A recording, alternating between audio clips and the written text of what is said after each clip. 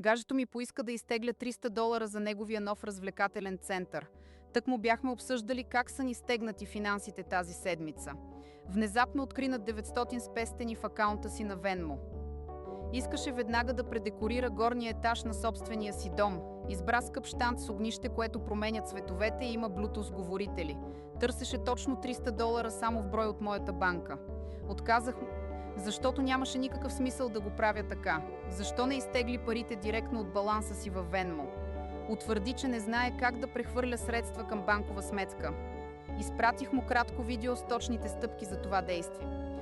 Предложих да го науча лично, щом се върна от работа. Отговорът му беше само презрителен звук и твърдение, че той купува всичко. Това ме обърка, тъй като разпределяхме сметките точно наполовина. Аз също купувам хранителни стоки, тоалетна хартия и други неща за общия ни живот. Когато се върнах от дома след смяната си в работата, той вече го нямаше. Игнорира всички мои съобщения, докато се опитвах да го потърся. По-късно разбрах, че е излязъл да играе пикълбол със своите приятели. Вие бихте ли му дали парите в такава ситуация?